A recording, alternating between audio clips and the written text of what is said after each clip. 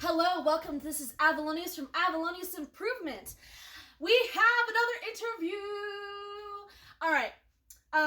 We have a special guest today. He is not here. I'm just kidding. Please tell him your name.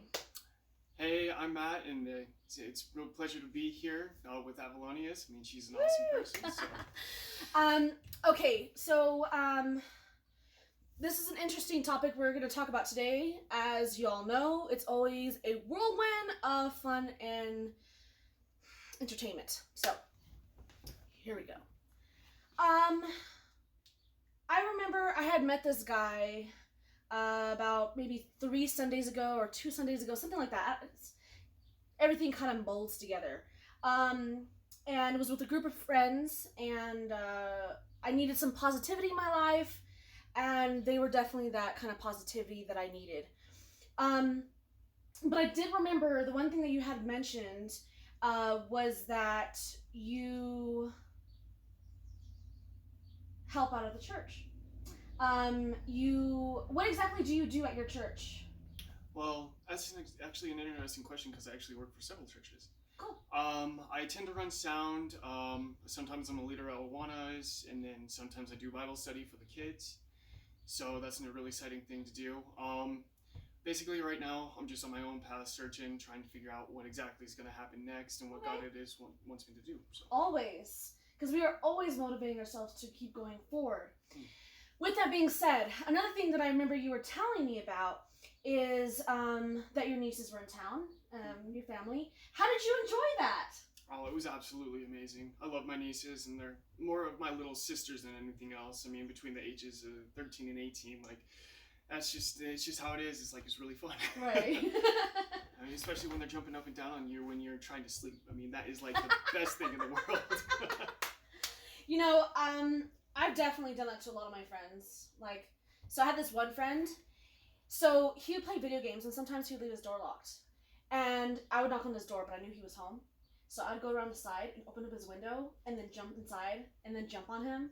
And he would get so mad and he's like, "Don't you know the door's locked?" I'm like, "Yeah, but your window wasn't." Anyways, I'm a weirdo. Aren't we all? So, okay, so tell me a little bit about yourself. For instance, what kind of food do you enjoy? Oh, well, I'm glad you asked. Well, as you know, my name is Matt. Following abbreviations. Anyway, I'm 26 years old, and my favorite food is, there's so many. I like Chinese. Well, we'll put it in a category. Okay, alright. What's your favorite type of Chinese food? Oh, that would have to be egg drop soup. Really? Yes. Okay. I'm guessing you really like eggs? Kind of, it's kind of a different thing. I understand. I'll have to eat them with hot sauce or cheese. That's the only way I can eat eggs, or along with egg drop soup. Oh, okay. See, my mother, she's like, she'll eat eggs, but she can't stand the smell. Oh. And I'm like, how do you eat eggs if you can't stand the smell? But you know what? Anything goes, right? Yes. Okay, next question. When you feel down, usually people resort to some kind of food, some kind of comfort. What is something that you tend to like to eat or drink that makes you not necessarily feel good about yourself, but it's comforting? Well, for comfort foods and everything like that, I hate to admit this, but I don't really have any. I don't really change my diet when I get feeling down or anything like that. Okay. So. What do you do in the process of that? Well, in the process of that, I usually isolate myself a little bit, and then I start listening to positive songs, and I start reading scripture. I do everything I possibly can to go ahead and get out of that phase where the enemy may be attacking. Yeah. So that is literally the keystone, is to literally quote scripture, and also just to literally get in touch with God during that time, because this is your chance to grow. This is your chance to move forward. Because you will, how should I put this? The first time describing something like this. Basically, when you're feeling down or when you're feeling out, try reviewing your mindset and seeing if you can change that mindset to a place where you're like, okay, you know what? I can use this as an opportunity. This is a way to grow. Yeah. That is so cool. That's so cool you think like that. And all of you out there too, It is hard. It is so hard. Like, once you get yourself into a certain mindset, to get yourself out of it, okay? Like, I don't get angry very often, but I know that, like, when it does happen, like, when I allow myself to get angry, that's it. Like, I'm at my point. Like, I'm going overboard, and I know I'm about to start, and I can't stop. And, it's, it's crazy because, we are all gonna go through situations in our lives that aren't gonna be like cheesecake, but especially I think people like try to go into Christianity, thinking that the moment you start, like it's just that's it, like all of a sudden like you're happy forever and you never have to worry about money issues or sickness or whatever. And I think that people leave because they're like, oh, none of those things happen the way it was supposed to, so fuck that. Yeah. But at the same time, for me, it's like you realize you're always gonna be sad, or I shouldn't say that. You're gonna get sad, you're gonna get mad, you're gonna get anxious, but things are gonna happen to you. Sometimes maybe your house might get broken into, or you might get cancer, and you could be eating vegan your whole life. But it's the difference between realizing that God's existing and wanting to have his advice and his help, and still struggling but not doing it yourself, is that because people are always going to fail you. Okay, even the closest people you think that are going to be there for you always fail you. But with God, it makes it easier knowing that he's listening, he's not judging you, and he's willing to help you if you're willing to let him help you. And it makes it so much easier in your life. Because I have so many people who tell me, I don't know, they know God exists, but they don't want to follow the doctrine because they thought that they would have stopped being depressed.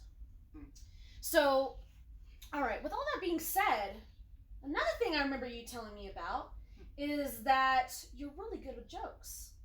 You have a really interesting sense of humor. I have an interesting sense of humor? I didn't expect that to happen. Tell me about your childhood a little bit. Like, what are some key points about your life that has brought you who you are right now? Well, that's a very interesting fact. During my childhood, that's not something I really like to bring up because of how dark it was, but through those times, I was brought out into the light by God. I was raised in a Christian family, and most of my life, I just went along with it because I really didn't care. Yeah. I was just like, Anyway, so when I was in high school, I was constantly bullied, and when my mom passed away at 15, like, people just kept ragging on me, and I finally just got worn down to the point where I was like, you know what, I want to quit. That sucks. Yeah. Anyway, one day I was at church, I was at youth group, and I was sitting in the pews, and then all of a sudden I glance over, and it's over at this projector screen. I see an image of Jesus. And then all of a sudden this warm comfort, what we describe as indescribable peace, basically a wholeness of oneself when God connects with you. Anyway, I was healed. Like, the pain didn't go away afterward, but during that serene time, I realized that God was with me no matter what. And that is exactly what I believe Christianity entails. It's not about rules, it's not about regulations. It is about your personal relationship with Jesus Christ, your Savior. And the whole thing about it is, a lot of people try to follow the 10 Commandments on their own carnal self. And then you become so frustrated that a lot of people stop wanting to just be a Christian because they think that because now they're a Christian that they can follow all the 10 Commandments. But like what he was saying is, once God's inside of you, once you allow him to be, because there's a door in your heart, but you have the doorknob. He does not. He knocks, but he can't force himself to you. So once he's there, eventually over time, you start to follow the 10 Commandments because he's working inside of you. And a lot of people think, why isn't I not doing this? Or how come I'm still watching porn all the time? Or why am I still drinking all the time? Or whatever the case is. Because, in the Bible it says you have to be sober. And, to be sober, is not allowing the devil to roam like a roaring lion waiting to attack, in which he does it all day long. And so it's beautiful to have a relationship with God, because each Christian, we're all individuals. None of us are the same. I don't care if you look identical to your twin, you're still not the same. And that's beautiful to me, because a lot of people say that they're their own God and they can manifest their own reality. I know when I was into witchcraft, I was able to do that, but at the same time, when I see how people react and work, and how everyone is so unique, I don't want that responsibility. I don't want the responsibility of manifesting things for me. Like, I would prefer to have someone do it for me, because it's way too much work. It's way too hard, and I can't do it myself. So anyways, those of you who are, please keep yourself encouraged and try to find people who are willing to go the extra mile with you, because they're also seeking themselves within Christ. And that's always beautiful to me. Yes. All right, so another thing I know about yourself. I know that you had said, you're all looking at me like, okay, what's your next question? No, it's cool. By the way, when I do my interviews, I don't really tell people what I'm going to interview them for. I always just kind of give them an outrun, but yeah, because I like the experience of you like not knowing what I'm gonna say, and it's like you being raw. You know what I mean? Oh yeah. Well, I'm racking my brain to see what question you're gonna ask next.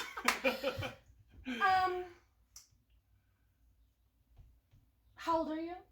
26. 26. You do not look 26. What do I look? You feel younger. You know, you have like a younger personality. Your words genuinely hearten me. Oh my gosh. I don't feel that way. So. With that, I know you've been going through some rough situations lately.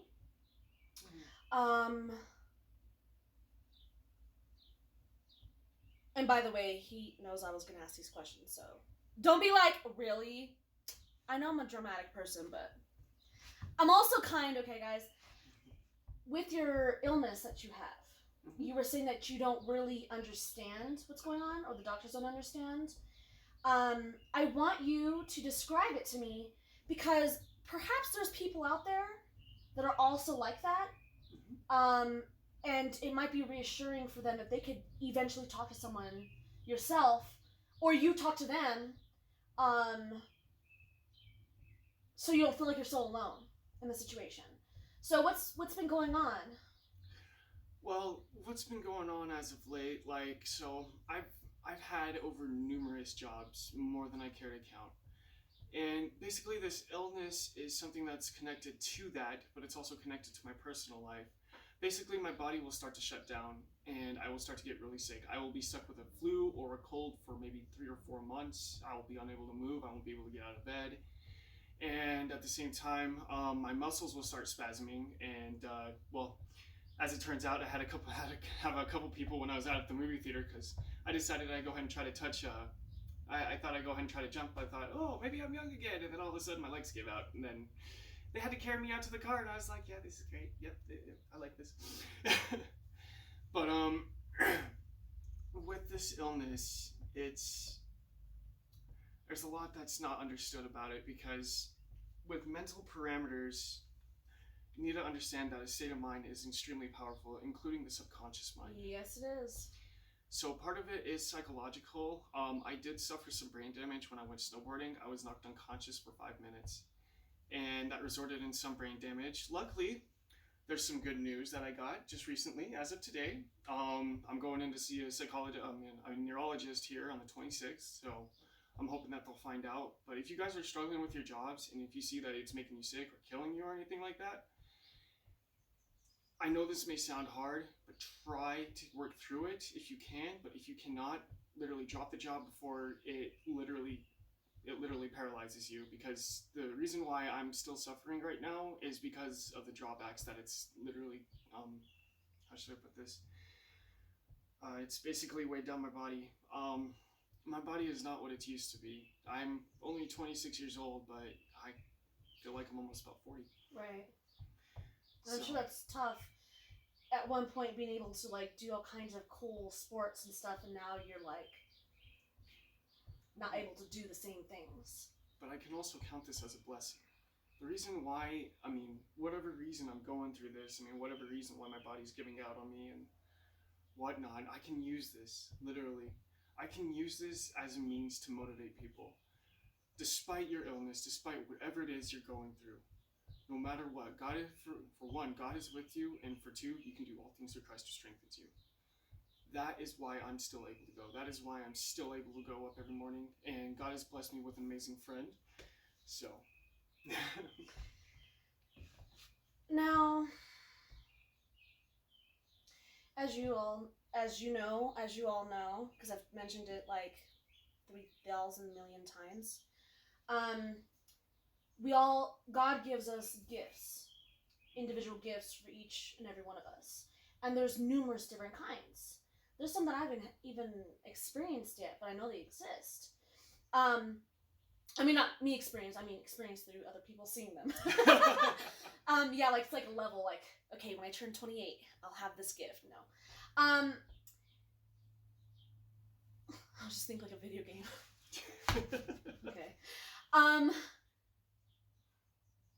But you know that there's a job that's just for you. Mm-hmm. That perhaps you're not finding it yet, but I know that you're going to, because it's the same reason that when I kept asking him to show me what it is that I'm meant for job-wise, mm-hmm. Life coaching was one of them, motivational speaking, and also I love social media. I love videotaping and talking with people. So that was something that I that was always there, but I never gave myself the idea because I thought that's not a job. But it is, and I'm loving it. And I know that I keep praying for you because I hope that God will lead you to the right direction, so you can have the job that is meant for you, that's, going to help you not feel so enclosed or so overwhelmed, but you're actually going to be like, I'm sure you're going to get stressed out with anything we do, but like at the same time, you're going to be like, I like this. Like, I don't want to do anything else. And what sucks is like a lot of times those kind of jobs requires you just to already have money so you can like do that. But I know that whether the situation, that you're going to be taken care of. And I think that's wonderful that you have positivity. And I notice like sometimes I feel that, and please correct me if I'm wrong, that you do get angry easily, but like you have a short fuse, but that you also, because God's in your life, he's helped you to like learn how to diffuse yourself because everything that's been going on in your life. It's kind of interesting. I actually don't get angry very easily. Actually, those are feelings that are non-existent in my life, to be honest. Really? Mm-hmm. Well, that's awesome. Very cool. It may seem like that behind my eyes, but I promise you I don't get angry. So that's good. I'm glad then, because it's crazy, because okay, my husband, he doesn't, he knows that God exists, but he doesn't know what he believes in. My family can be kind of intense sometimes, mm-hmm. and they're very like in your face, like, punching you in the face. And the thing with it is like he just became a Christian recently, and so that can be hard for someone when they're still learning, and people are bombarding them. You're doing this wrong, and you're doing this wrong, and hey, mm-hmm. and for him, I know that it was like, whoa, like, I don't even know what I'm doing, like, what is going on, like, and of course, I feel bad because, he, then he wants to, like, he feels like he can't do anything because they're always watching him, and if he barely moves, doing this, like, you can't do that, you know? And that's not why you become a Christian. You become a Christian because you're trying to motivate other people to do the same. I mean, look, if you're a hooker and you don't want to stop hooking, then I might say something to you in private, like, hey. But I'm not going to, like, sit there and keep bombarding the person. Like, I think the one time is enough. And at that point, now it's God's turn to work with them. If that's something they want, you know? When you were telling me that for a while you were, you went to church and you were a Christian because you were kind of forced into it because it was part of a thing. Mm-hmm. So, did you believe that God existed, or it was like, sure? Honestly, I didn't know what I believed in at the same time. It was kind of like the situation of your husband. I was constantly getting bombarded, and I was just like, oh, yeah. But the one thing that I learned is that when you become a Christian, it's not a notationary title. Okay, I totally messed that up. Anyway, Christianity is an expression. It's not a religion. Not in any way. It's a relationship. You have your own faith. You have your own ways of following Christ.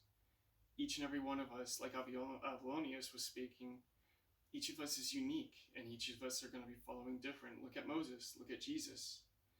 Both of them had similar attributes, except Moses was completely different. Jesus was completely different.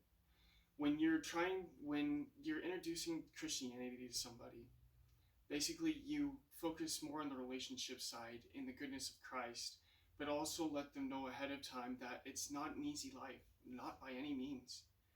But it's a wonderful thing. I mean, God has so much to offer, and He wants more than anything for you to be connected to Him. He doesn't want you to suffer. He doesn't want you to be in pain. Exactly. But He only intervenes when you allow Him to. And subconsciously, a lot of the times, we don't want people intervening with our own things. We like being in control. Or a lot of times, that is so true. And a lot of times, too, I think that when we meet people, we meet them in the expectations that they are us. Especially when they have certain things in common. Then we start to analyze them as, oh, we have this and this and this in common, so that means we're like each other. And then when we don't do things that the other person believes in, then we're like, blah, blah, blah, blah, blah. And that's when the arguments start happening because there's miscommunication on everyone's part. But that's also what I think is really beautiful. Our differences are what define us. I mean, even if we may believe in something different, I mean, coming to a compromise is the most beautiful thing in the world. Oh, of course. So. Yes.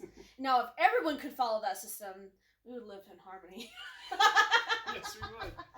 There's quite a ways to go, but it is possible. Yes, I definitely agree with that.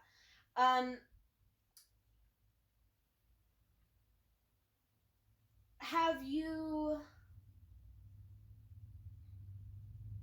you ever found it hard to hang out with people that were very different from you? Like, not hang out with people because you don't like, it's not that you don't like them, but... Yeah, I understand where you're coming from, so... honestly, if I'm being real, not really. I'm able to adjust my affinity to theirs really easily so I can fit right in. Okay. The only problem with that is that when you're a Christian and if you're hanging out with a whole bunch of people that have different beliefs, that can also intertwine, and you have to be careful not to lose yourself to what it is you adjust yourself to.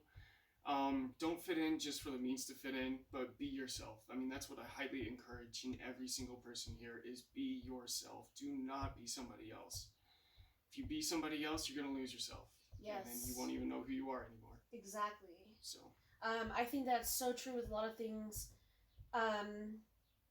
It was crazy. Okay, so one of my friends, her and I have been friends for a really long time. Mm-hmm. And when I was in... That's actually the craziest thing. So, I was like, when I should say BC, because that's what Nick always uses. I was into a really interesting life. And my friends were too, but see, I was always that kind of person that I wanted to experience the same kind of things I believed in with other people. And that's why I had 3 cousins in 3 different states. But my friends never wanted to join me in on my rituals and stuff. And I used to get really bummed out because I knew they were doing stuff too, but they refused to do it with me. And I'd be like, like I just want someone who has the same religion as me, you know? And then about last year, I remember I was at her house and we were talking, and we've always been like very straightforward with each other. And I remember she sat there and she looked at me and she goes, "Why aren't you on this side anymore?" And it was so interesting because I knew exactly what she was saying to me. And she was just like, "You used to be on my side, and now you're on the other side. And you've left me, and you're leaving me, and I can't let you go." And I said, "I'm sorry, but I don't want to be on that side because I wasn't happy. I'm not happy all the time now, but I'm way happier than I've ever felt my whole life." And it's like chains have been lifted off here. Yes, for the first time, I feel actually free. And I feel bad for her because, okay, so I was kind of hanging out with her because I just miss her. And I try not to bring up God too much to her because I knew that she was totally against it. One night, though, she brought out her and her daughter's Bibles. I didn't even know she even had a Bible. Wow. And it was an old Bible, and she started asking questions. And that's the crazy thing about my husband is that he's not much into Christianity, but yet he knows a lot about the Bible. Okay. So he started answering a lot of her questions, and I know a lot of things about the Bible, but I can't give you Bible verses, you know? I have to look on Google to look at what I'm thinking about my mind, and then it gives me the Bible verse. But I don't know, you know, and I probably should be way better at that, you know? But that's one of his gifts is memory. He's so good at it. And so she has to start asking questions, because she told me the last time she went to church, this church that we went to, they were extremely mean to them. I can't remember the situation that happened because she had told me, and I was really shocked because I have went to churches before and they completely judged me and my family, and that was really hard when I was going to the church to get some kind of consolation or acceptance or something, and none of that was happening to me. And so the thing is, you gotta have to realize it's not the building, and it's certain individuals who are probably like that. But you have to realize no one's perfect. Just because you're a Christian, everyone thinks, "Oh, well, you're a Christian." What does that even mean? What are you talking about? Okay? I cuss all the time. I do some really interesting things, okay, in my life that I wish that I was better at. But I do these things, and it's because I'm still carnally human. You know what I'm saying? So it's a whole thing. So you can't be judging people, all right, man? That's really bad. But so she told me she didn't want to be back to the church. That was the last time she was a teenager. And then it was such a blessing that she sat there and wanted to read with us. It was so weird to me because a few weeks before she was telling me what side we were both on. We knew, and that was it. And then just then it's just wait a minute, you want to read your Bible? Right. And I kept praying, so I knew eventually I was hoping that it was going to be me. But you never know. Maybe it was someone else that she was going to do that with. But I do know that after a while we had to stop hanging out so much because she, started thinking that I was better than her and things. And the thing was, I didn't even say anything to her that was like that. She just naturally like that because she drinks all the time. So her mind miscommunicates things in general. But when I became a Christian, she started looking at me even harder and judging me more than she normally did already. So that was really sad. And, I pray for her every day that the situations that she goes through with her and her family and her daughter, that she'll realize maybe someone else will be that communication that she's needed or something. And then that's when she'll go back to church or whatever. And I really hope that because her daughter's still young. And I think that would be super cool for her daughter to use. I'll have to look in the garage. Okay, cool. A little bit left. 17. Woo, woo, woo. Okay, So what I was sorry that I had to pause really quick so I could like do this again, but anyways, it cut out. Plain and simple. Anyways, so I was basically talking about my friend, and hopefully that someone will come into her life that like can speak to her in a way that she will want to have a relationship with God again, and her daughter as well, because she's still young and she still has tons of life, and I know she's really depressed, but I hope that she can see something different eventually. So we'll get back to this, I guess. I had said that I had asked you what your goal is in about 5 years or just in the future, because you were telling me that you live daily. Yes. So tell me your goal. Okay. Well, my goal is a simple one. 5 years from now, I see myself being financially stable and able to help out anybody and everybody. What I want to do is, I want to change. I want to make a difference in the world. I want to make a change, and you can do that by helping every one person, which then starts a chain reaction for when you help them, they want to help others. So basically, I want to help them get out of a rough spot, and whatever I can do. I think that is really awesome, and I hope that you guys have some goals for yourself as well. I want you to always remember that no matter where you go in your life, that as long as you keep the idea that there's someone much greater than you that created everything in existence, that literally wants to have a relationship with you and spend time with you and help you, and that you're not pathetic or not good enough, or you're not in the right space of mind yet, or not right now, tomorrow. Do it now. Do it literally right now as I'm talking to you, because that's all it takes. It's that one. If you created me and you created all of this, come to my existence at this moment, and I promise that he will do so. I don't think God is a he. Jesus is a he, because he was human at one point. But God is God. that is it. So you have a wonderful day, and remember, God is a God of order. He's a God of peace. He is a God of being merciful. Don't keep grudges around people, because time is precious. Our soul is precious. God is coming right now. This earth has become so vile that it is time to change. Don't do it because you're forced to, or because your mother tells you to, or your grandmother makes you feel like you have to. Do it because it's like, why do you have friends? Because it's a personal relationship. Do the same thing. God just wants to talk to you. You can start off by talking about how your foot itches. I don't know. I mean, why would you want to tell the creator your foot itches? He already knows that. But it doesn't matter. The fact that you're talking to him and trying to make an effort is so beautiful.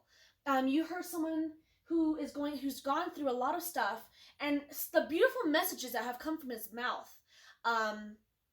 Let that be unto you as well. Make your words count, because one day you're going to be judged by everything that you have done, whether it's in your mind, physical. So make sure everything counts. Everything, you are living on this planet for a purpose, so live it for that purpose.